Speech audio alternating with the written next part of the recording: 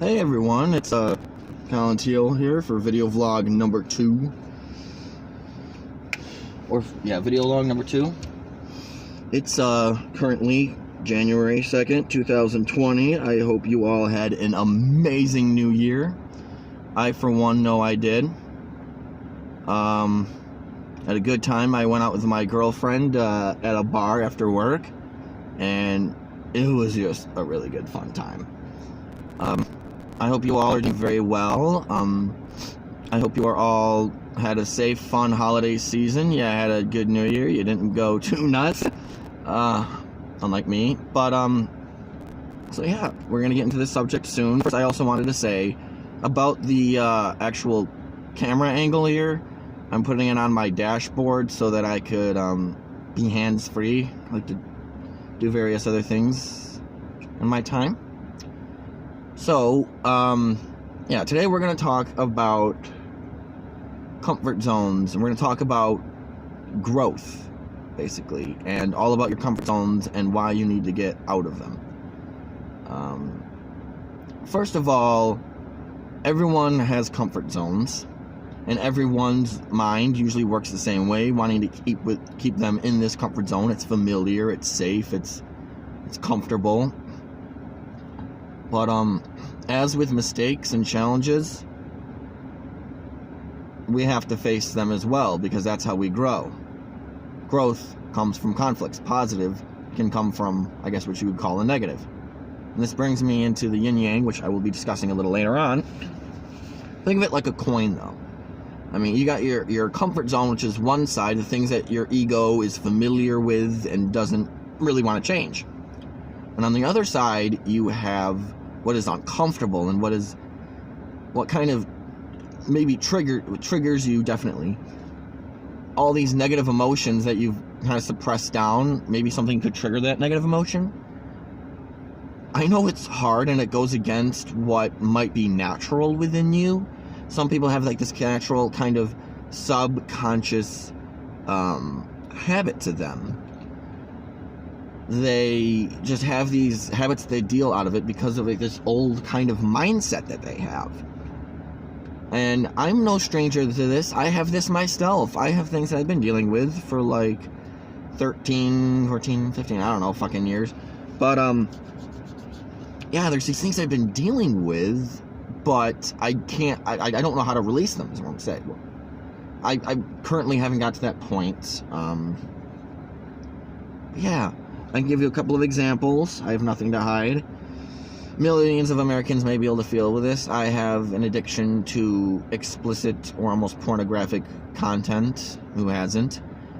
I have an addiction to being an overthinker and kind of a crazy, well, not a crazy driver, but just like a very cautious driver. Not that those things are bad, but here's the thing, if these habits don't serve you, and they've actually been keeping you stuck and from reaching your fullest potential and from connecting with your higher self and with true spirit, or what I like to call the all, staying in these similar patterns, they stunt you from being able to move forward into your full growth. And opening the third eye definitely helps you to see these things, although I would caution you, if you're not truly ready and open to doing that kind of thing, then I would recommend you don't do it. And you don't open your third eye just yet. But onto these subconscious things. Yeah, so subconscious things, these patterns just keep coming up, and you're like, I don't know how to deal with this. I don't know what to make of this. Or what do I do? How do I take the first few steps to get out? And I think that's kind of the point I'm at right now. So, you know, it's just, you're in these thought patterns, your loops, and you really want to get out, but you're just not sure how to take that path. Here, I would like to start talking about comfort zones. Now, getting out of your comfort zone, I always get these two mixed up. I don't know if it's the light is the yang and the dark is the yin. I think that might be correct. Leave a comment down below if I'm wrong, please. Anyways, the comfort zone is a lot like the yang, the comfortable, the positive. Well, maybe not always positive, but the positive, the familiar. The unknown is the dark, which is why in certain cases, and this just came to my mind right now, That's why a lot of people are afraid of the dark. They're afraid of the unknown. They're afraid of all of that happening, because it's a lot like a child being afraid of the dark. You know, there's a lot of ambiguity and a lot of uncertainty about what's out there. Our imagination has a tendency to, especially for a child, they're very creative and imaginative. They tend to take like the idea of monsters and just run with it. And that's why you may have children who, as soon as they turn off the light to go to bed, they may run and jump on the bed. I know I did that myself, for one, which was crazy, but it was alright. I guess comfort zones keep us safe, and a lot of people are either uncomfortable, unwilling, or unable. Unable, unwilling, or uninterested, basically into taking the first few steps into the unknown. And yeah, it's going to be really uncomfortable. There's going to be times when you're like, I really don't want to do this. You're going to have failures, of course, but you, as with everything, you just got to keep getting back up, okay? This persistence, practice makes perfect, and persistence definitely helps get you to where you need to be. Your ambition is good. But however, if you're persistent and you find that a certain method is not helping you out, it's important to, I would say, journal and keep a list of what you tried and what the result was and how you felt about it. You could write like, I feel like this isn't doing well at all. I, for one, as I mentioned in my first video log, I keep journals. So I'm able to log this stuff so I can at least be able to visualize these comfort zones, so that I will be able to at least look at them, visualize, and try to come up with ways in which I can enter those comfort zones with support, in the sense that maybe deep breathing is your support. Maybe that's the way you calm down or you maintain yourself as you go through these comfort zones. Because as with any comfort zone, it started off with an uncomfort zone, but after a while it became familiar. Repetition enters the mind. I, for one, know this to be a solid fact. I can admit, I'm not a perfect person. I make mistakes. My mind has a repetition of certain videos or certain movies or certain things that I put in my mind, or that I fill my mental space with, that maybe aren't healthy, but they're more habitual, you know what I mean? It's a lot like any addiction to alcohol or narcotics or beer or porn or whatever. It's been familiarized over time, so that way your brain has become comfortable and familiar and associates that with something it should be doing. Now the thing is, doing small, progressive things every day. And I learned about this, and I'm going to give credit to, I know the podcast is Natural Magic's Hour. Oh, the lady who hosts it, wonderful person. I would recommend looking that up if you're on Spotify or whatever. Give her some love. She inspired some of the points in this episode, which I'm going to give credit where it's due.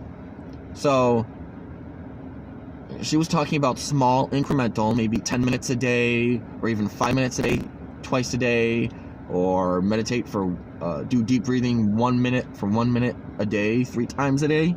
And the more you do it, the more your mind begins to associate, you know, hey man, this old habit, we're sliding in a new one right now. This new one is not only more beneficial and more self-loving and more expansive towards our higher self, but they're all around just probably a more logical and better route for you spiritually.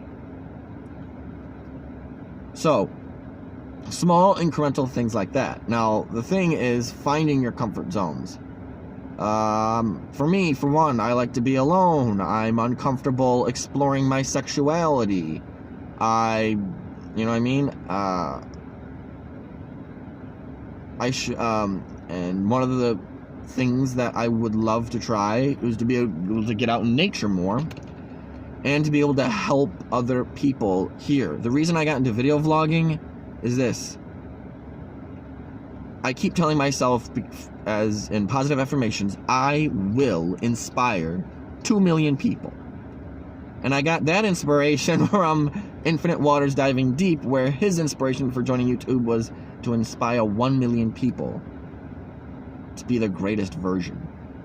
And that, he's someone that I look up to, and I love watching his content and learning from. But anyways, so yeah, the subconscious mind, these blocks that are in here, they can go on for many years and they can become even more of a problem. But you don't have to live like that. That doesn't have to be the case. You can start creating the identity that you want to have in the present moment. A lot of these subconscious habits may even be worries about the future. I know I definitely struggle with something like that. Or thoughts of the past, which I understand perfectly. But the thing is, try this. This is something that I try occasionally. I want to try it some more. Close your eyes.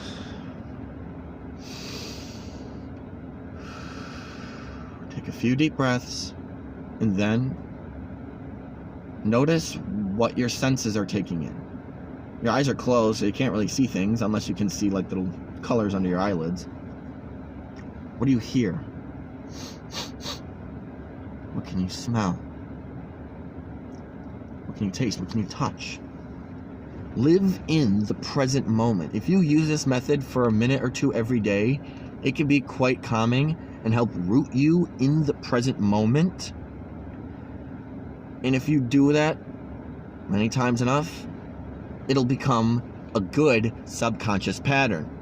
It's getting out of your comfort zone, which brings me back to the main topic. Same thing with positive affirmations.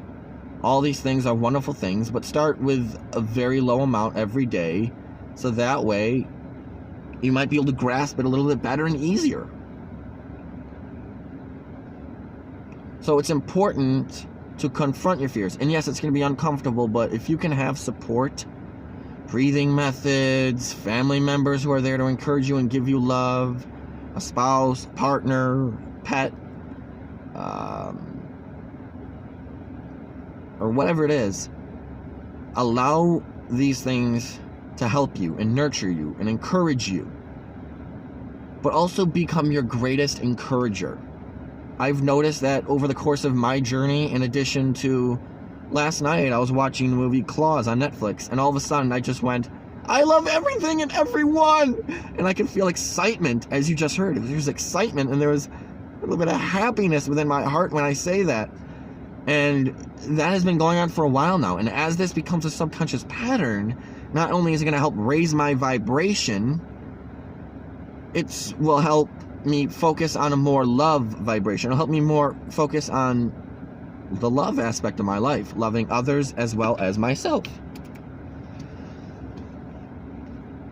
So these positive things are just small things that we can progressively do, each and every one of us beautiful souls can do to help improve our lives little by little. And if any of you have any troubles or pains or problems, feel free to leave them in the comments, and let's spread some love, okay? The time has been long overdue to stop being trashy to each other and realize that we need to build each other up just like we need to build ourselves up. When we build ourselves up, we're better able and equipped to build others up.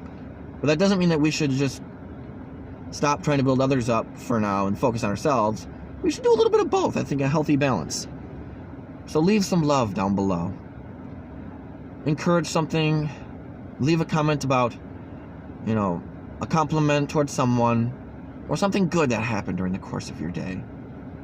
I love you all very much, and I thank you so much for watching and sending love and healing vibes to all of you beautiful people. Bye.